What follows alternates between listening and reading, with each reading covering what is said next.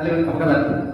Saya Budi Alamin, dosen tetap Universitas Hasyim Asy'ari Boyolali Jombang di Fakultas Agama Islam pada program studi S2 Hukum Keluarga Islam atau Akhlakul Syakhsiyah. Pada kesempatan kali ini saya akan menjelaskan pernyataan diri dosen unit kerja di Dharma Perguruan Tinggi atau disingkat KTPT bidang pengajaran untuk memenuhi salah satu persyaratan sertifikasi dosen pada tahun 2023. Saya akan menjelaskan salah satu mata kuliah yang saya ambil, yaitu pengantar studi Al-Quran. Saya akan menjelaskan beberapa poin. Pertama adalah deskripsi mata kuliah, tujuan mata kuliah, metode perkuliahan, metode pembelajaran, output dan rekam perkuliahan, sistem penilaian, topik perkuliahan, dalam pertemuan dan kompetensi, dan yang terakhir adalah referensi dan rujukan materi perkuliahan. Baik, pertama tentang deskripsi mata kuliah pengantar studi Al-Quran. Pengantar studi Al-Quran adalah salah satu mata kuliah wajib institusional di Universitas Hasyim Asy'ari. Artinya seluruh prodi dari berbagai macam mahasiswa di Universitas Hasyim Asy'ari wajib mengambil mata kuliah ini. Dan mata kuliah studi Al-Quran itu mata kuliah yang memuat ilmu-ilmu yang harus dikuasai sebelum dan berdasar mengkaji, menggali konsep, hukum, dan ajaran yang termuat di dalam Al-Quran. Nah, tujuan dari mata kuliah pengantar studi Al-Quran yang pertama, membantu mahasiswa dan mahasiswi mampu menguasai ilmu-ilmu pengantar, memahami Al-Quran, dan diharapkan mampu mengaplikasikannya dalam menyelesaikan persoalan-persoalan dari konsep atau hukum-hukum atau ajaran Islam yang dihadapi di Indonesia.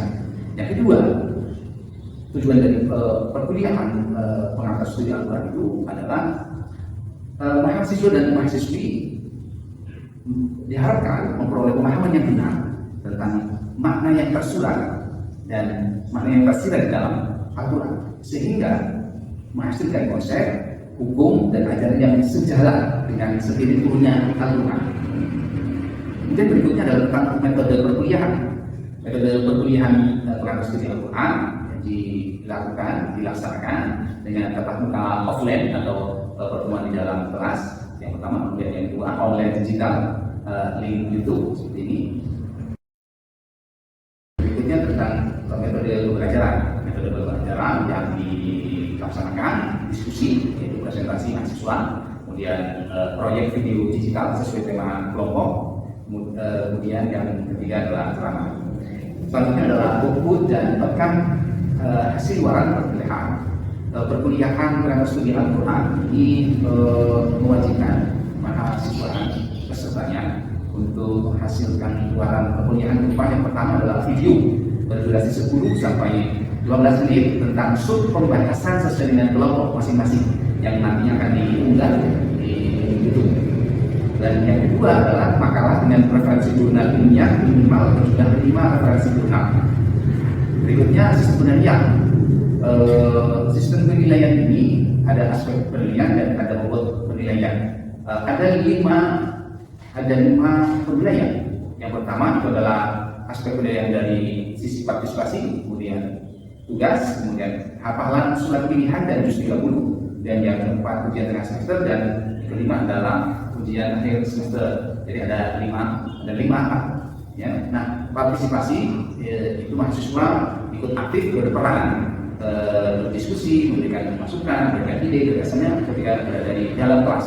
Itu bobotnya 12%. Kemudian tugas itu adalah berupa makalah, kemudian menyampaikan makalah, kemudian tugas buat link 30%. Dan yang ketiga makalah pemilihan dan 30, tugas 10%, dan tengah semester 25%, dan akhir semester 30%. Totalnya adalah 100%.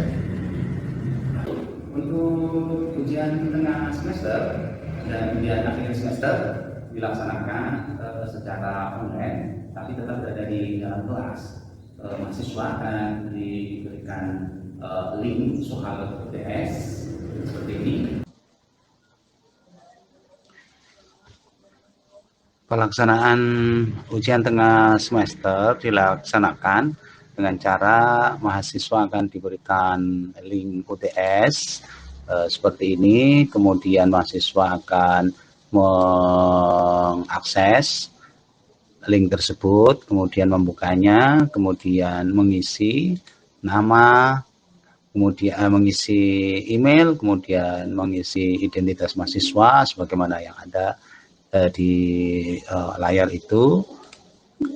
Seterusnya kemudian memilih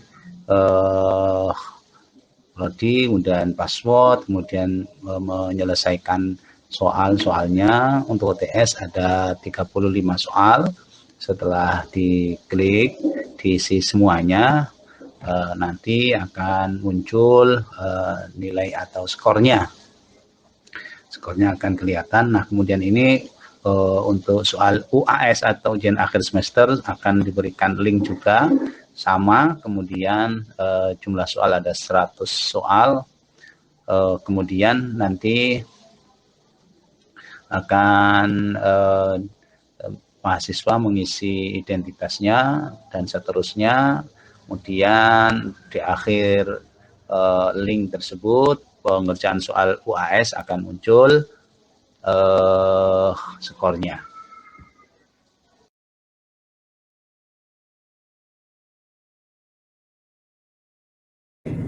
Berikutnya adalah standar kelulusan material. Perkuliahan ini menetapkan standar kelulusan untuk mata kuliah mata studi Al-Quran. Pertama, kehadiran minimal 80%. Kemudian standar kedua adalah nilai total minimal 80. Nilai minimal total itu adalah 50, yaitu nilai yang ada dari partisipasi, tugas, surat pilihan dan juz 30 dari ujian semester dan ujian akhir semester. Baik, berikutnya kita akan masuk ke topik perkuliahan dan kompetensi. Topik pertama adalah aturan dan pemeliharaannya. Mahasiswa dan mahasiswi mampu menjelaskan Al-Quran dan autentisitasnya atau keasliannya serta dinamika permasalahan studi Al-Quran terkini. Nah, ini materinya adalah Al-Quran dan studi Al-Quran dan upaya-upaya pemeliharaan Al-Quran dan seharus sebagai bahasa Al-Quran. Topik yang kedua adalah kewajiban Al-Quran.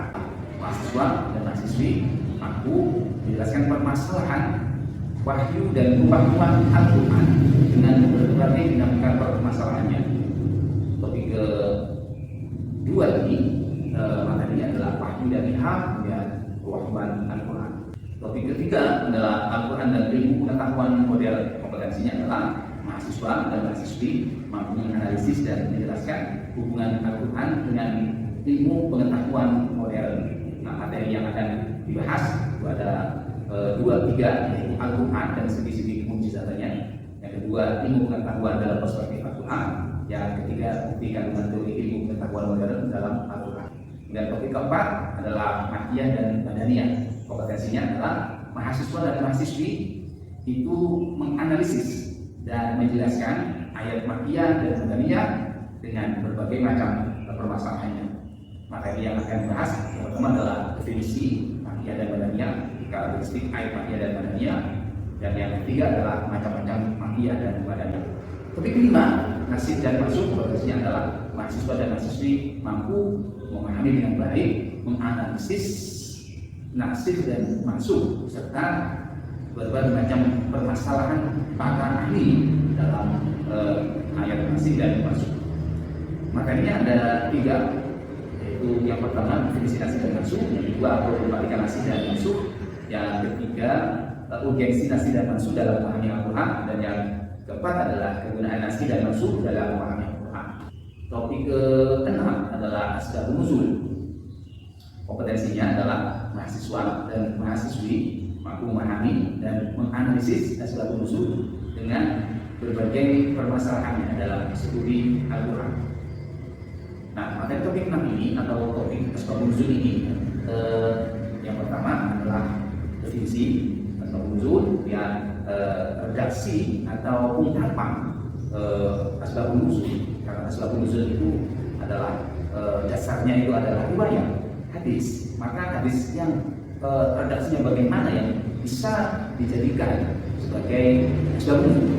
Kemudian yang keempat adalah pandangan ulama tentang asbabun nuzul, dan yang kelima adalah fungsi asbabun nuzul dalam kaitannya memahami Al-Quran. Topik 1 sampai topik 6 itu akan dibahas dalam pertemuan yang nanti sebelum UTS. Dan materi tes UTS atau ujian akhir semester itu adalah materi topik 1 sampai dengan topik 6. Berikutnya adalah topik ke-7, ilmu muhasabah. Kompetensinya adalah mahasiswa dan mahasiswi mampu memahami dan menganalisis ilmu muhasabah dengan berbagai permasalahannya dalam studi Al-Quran. Ilmu muhasabah itu adalah cara memahami Al-Quran melalui keterkaitan makna antara satu ayat dengan ayat berikutnya, satu surat dengan surat berikutnya. Nah, ini dibahas di dalam kajian ilmu muhasabah, yaitu topik 7. Nah, materinya adalah pengertian ilmu muhasabah dan latar belakang munculnya ilmu muhasabah, macam-macam muhasabah dalam Al-Quran, kemudian dasar muhasabah dalam Al-Quran, kaidah ilmu muhasabah, yang keenam urgensi muhasabah dalam menafsirkan Al-Quran. Topik ke-8 adalah qiraat Al-Quran. Nah, kompetensinya mahasiswa dan mahasiswi mampu memahami dan menganalisis qiraat Al-Quran dengan berbagai permasalahannya dalam studi Al-Quran. Jadi dalam topik qiraat Al-Quran itu ada 5. Yang pertama adalah pengertian qiraat Al-Quran, latar belakang perbedaan qiraat Al-Quran, mudah dan macam-macam dari pokok qiraat Al-Quran. Yang keempat adalah syarat diterimanya qiraat Al-Quran. Yang kelima kegunaan qiraat Al-Quran dalam studi Al-Quran. Jadi qiraat Al-Quran merupakan ragam bacaan. Ragam bacaan ketika Al-Quran itu dibaca oleh masyarakat tertentu, misalnya di Indonesia dengan ragam bacaan melalui riwayat Hafiz, itu tidak hanya riwayat Hafiz saja, ada riwayat yang lain. Wadduha wal laili idza saja wadda'aka rabbuka wa ma qala, merupakan ragam bacaan dari riwayat Hafiz. Ragam bacaan yang lain ada wadduhi wal laili idza saja ma wadda'aka rabbuka wa ma qala walal-akhiratu khairun laka minal ula. Nah, itu ragam bacaan. Nah, ini dibahas dalam topik 8 qiraat. Topik ke-9 adalah muhkam dan mutasyabih. Kompetensinya mahasiswa dan mahasiswi mampu memahami dan menganalisis ayat muhkamat dan mutasyabihat serta berbagai permasalahan yang dalam Al-Quran. Artinya mahasiswa akan dilatih, akan dikomplek untuk belajar menganalisis ayat-ayat Al-Quran yang masuk ke kategori mutasyabihat, masuk kategori muhkamat, sehingga nanti ketika ada pemaknaan yang dijadikan sebagai landasan hukum dalam menentukan hukum atau produk hukum baru dalam fikih, maka bisa ditentukan itu ayat muhkamat atau ayat mutasyabihat. Yang akan dikaji, yang pertama adalah definisi muhkamat dan mutasyabihat, yang kedua faktor adanya muhkamat dan mutasyabihat pada ayat, yang ketiga adalah perbedaan pendapat dalam memahami muhkamat dan mutasyabihat, dan yang keempat adalah macam-macam muhkamat dan mutasyabihat. Topik ke-10 adalah pembahasan bahasa spesifik Al-Quran. Kompetensi yang akan dilatih adalah mahasiswa dan mahasiswi mampu memahami dan menjelaskan bahasa-bahasa spesifik Al-Quran serta berbagai permasalahannya dalam studi Al-Quran. Materinya adalah yang pertama qasam dalam Al-Quran, qasas dalam Al-Quran, dan amthal dalam Al-Quran. Bahasa-bahasa spesifik di dalam Al-Quran ini menjelaskan, mendiskusikan bagaimana mengecek, mengetahui bahwa satu lafaz, satu kata itu apakah mengandung amthal atau mengandung qasam atau mengandung qasas atau kisah-kisah. Kenapa Al-Quran menggunakan kisah? Kenapa Al-Quran menggunakan sumpah? Kenapa Al-Quran menggunakan perumpamaan-perumpamaan? Nah, itu akan dikaji pada topik ke-10.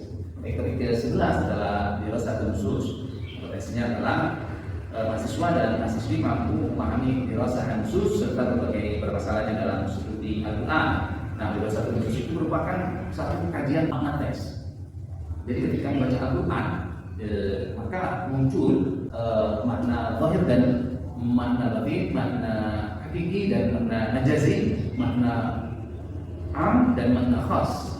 Nah, bagaimana melacak, menentukan, meletakkan bahwa lafaz ini mempunyai makna khusus sehingga implikasi hukumnya tidak bisa luas, atau menetapkan ayat ini ternyata alam sehingga implikasi hukumnya itu luas dikenakan kepada semua orang.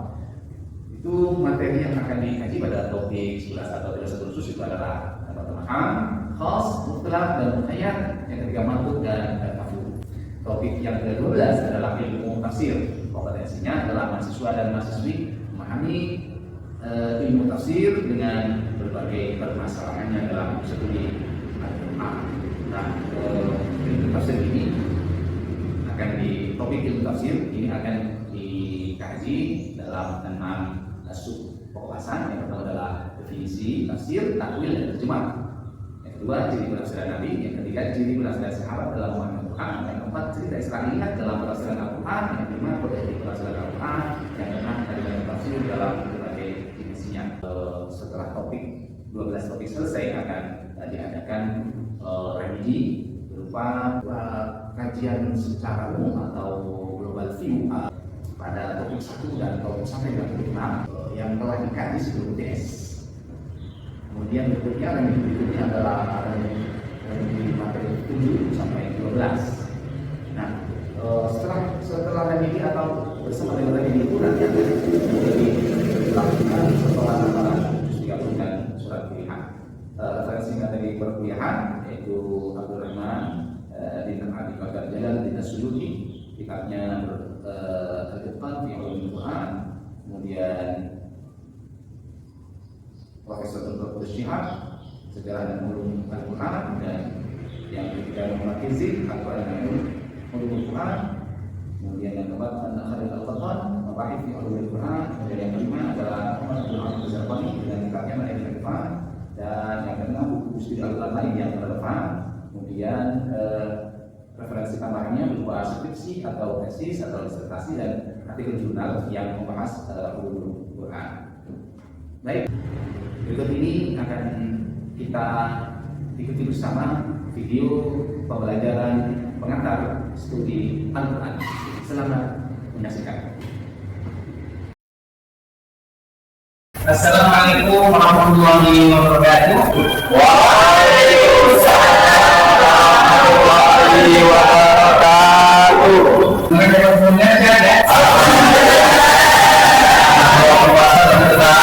Maaf ya. Hari ini kita akan melanjutkan perkuliahan kita studi Al-Quran. Hari ini adalah perkuliahan ke-7 ya. Jadi kita akan membahas tentang siapa yang belum pernah dengar asbab nuzul. Setelah pernah dengar dari baik, sebelum kita lanjutkan, mari kita dulu dengan berdoa semoga dan kita ini bisa memaksimalkan apa yang menjadi tujuan, apa yang menjadi kita dalam pengertian dari kita dalam usul bisa kita capai dengan baik ya. Ada ini yang menjadi sehat pada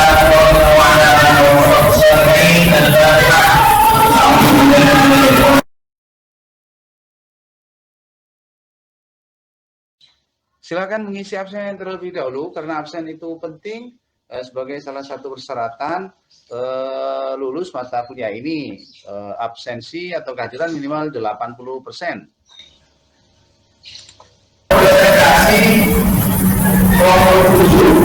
Yaitu menghormati pilihan dan besar, kemudian berpanut melalui dan juga mohon saja dan yang paling jauh saudaranya sama dari tentang kenapa atau begini belajar asal itu kalau bisa mendapatkan satu musuh itu kenapa, apa bahayanya, apa sebalik, apa khususnya, apa manfaatnya seperti asal musuh dalam studi Al-Quran. Studi betul-betul berindikasi Al-Quran. Apa manfaatnya kalau asal musuh dalam memahami Al-Quran? Dan itu adalah apa bahayanya tidak ada asal musuh ketika memahami Al-Quran seluruhnya benar. Nah, ini yang paling penting. Nah, Kalau kita lihat di sosmed, nah nanti banyak yang kemudian relatif bagaimana sekarang sosial media itu menjelaskan semua orang itu bisa copy paste ayat Al-Quran, terjemahannya kemudian langsung disimpulkan sendiri-sendiri. Ini kan hebat. Hanya bermodalkan ayat Al-Quran, terjemahan Al-Quran, kemudian ada caption bawahnya. Captionnya ini kesimpulannya sendiri. Nah, tanpa menimbang berbagai macam penjelasan yang berkaitan dengan ayat tersebut, misalnya tentang suatu tentang ini kita sama tentang diskusi pertanyaan dengan nanti yang mungkin diskusinya akan lebih jadi ya saya sampaikan kepada kelompok yang bertugas hari ini. Silakan. Assalamualaikum warahmatullahi wabarakatuh. Kita pada hari ini tentang apa perbedaan dan bagaimana cara mengetahui ibadah itu dan bagaimana pada ulama tentang asal dan apa fungsi itu dalam kaitan pemahaman. Tentunya yang akan dijelaskan oleh materi. Asbab nuzul terdiri dari dua kata. Asbab dan nuzul. Asbab yang mempunyai arti latar belakang, alasan atau sebab. Sedangkan an-nuzul yaitu berasal dari kata nazala yang berarti turun. Asbab nuzul yaitu suatu kejadian yang menyebabkan suatu atau beberapa ayat atau peristiwa yang dapat kejadian yang didukung dengan punya suatu ayat. Baik, menunjukkan jadi yang poin yang kedua jadi saya mengetahui riwayat atau menunjuk saja lain untuk mengetahuinya selain berdasarkan riwayatan. Singkatnya, asbab an-nuzul diketahui melalui riwayat yang disandarkan pada Nabi Muhammad SAW. Tetapi tidak semua riwayat yang disandarkan pada tiga itu ialah riwayat yang memenuhi syarat-syarat tertentu sebagaimana ditetapkan para ahli hadis. Secara khusus dari riwayat asbab an-nuzul ialah riwayat dari orang-orang yang terlibat dan mengalami peristiwa yang diriwayatkan, yaitu pada saat wahyu itu turun.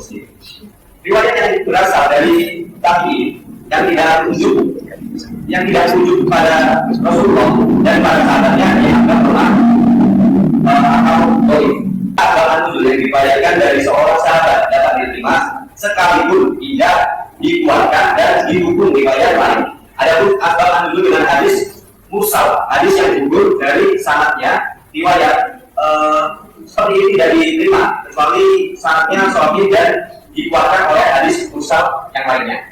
Selanjutnya, para ulama tentang asbab an-nuzul. Para ulama tidak sepakat mengenai kedudukan asbab an-nuzul. Para ulama tidak memberikan kesemangat pada ayat punya asbab an-nuzul karena yang terpenting bagi mereka ialah apa yang tertera dalam redaksi ayat. Seluruh ulama menentukan satu baca. Bahkan sebagian ulama menganggap penting berada di atas sebab an-nuzul di dalam ayat. Golongan ini juga menetapkan satu baca. Pendapat seluruh ulama ayat-ayat yang diturunkan berdasarkan sebab khusus, tetapi diungkapkan dalam beberapa umum. Makanya yang jadi perkataan adalah tata umum. Sebagai ulama punya cuma lain. Mereka berpegang pada kaidah dua dan alasan bahwa kalau dimasukkan adalah kaidah tata umum, bukan untuk menjelaskan suatu peristiwa atau suatu khusus. Mengapa Tuhan mudah penjelasan punya hingga punya peristiwa tersebut?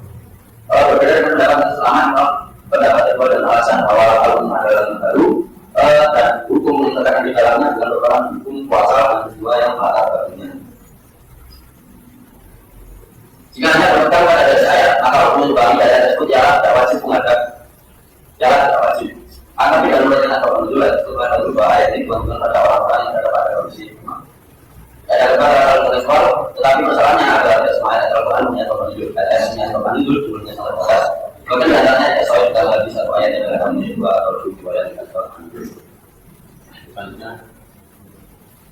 dari saya juga pertanyaan dari penjelasan ini dari yang kita ya kan, dari ketiga pertanyaan. Oke, terima kasih kepada saudara Dilan.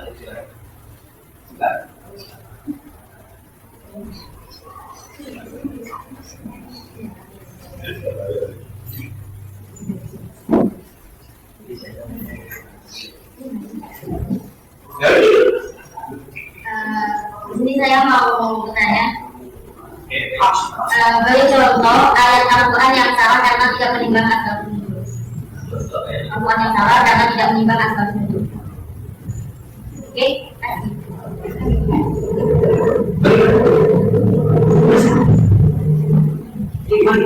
beri contoh ayat Al-Quran yang salah karena tidak menimbang asbab nuzul.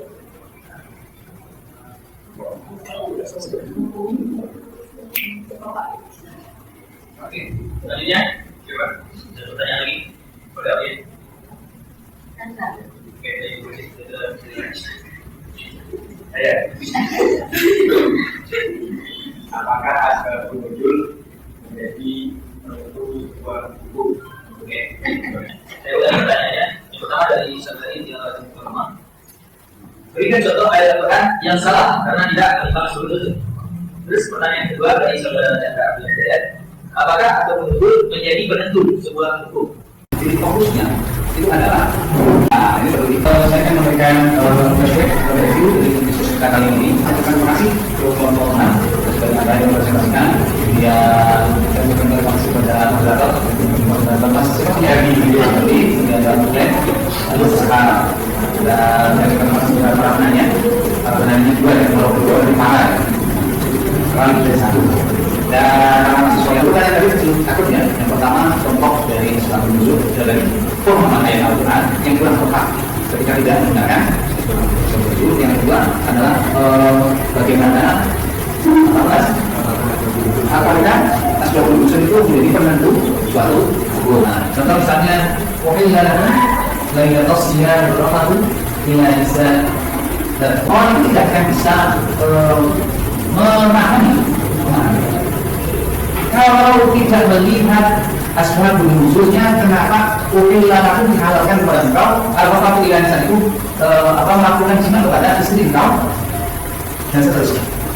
Pada waktu puasa berapa hari? Boleh pak, bisa boleh. Ya, saya kira itu poin penting dari diskusi. Baik, kita kasih ruang untuk. Baik, terima kasih kepada kelompok 6 ya. Dan kehidupan adalah tentang lingkungan, ya. Masalah ya tentang lingkungan sahabat. Baik, lingkungan sahabat berarti kelompok dunia, kelompok khusus dan lah, pulau siapa? Pulau ada. Ini tidak sama. Sama sorry, Asrori. Aturnya mana? Ya, itu Insyaallah benar ya. Asrori. Baik, mahasiswa, kita akan ketemu lagi pekan depan. Saya minta teori atau konsep tentang masalah ini dibaca di rumah. Kalau misalnya ada sempat, yang dengan bukunya aja. Atau dengan masuk di guru sekolah, tanya guru sekolah tentang konsep guna sabar, manfaat guna sabar, gitu ya. Baik, ada lagi kira-kira yang mau dijawab dari asbab nuzul ini? Kita cukup ya. Kalau sudah itu kita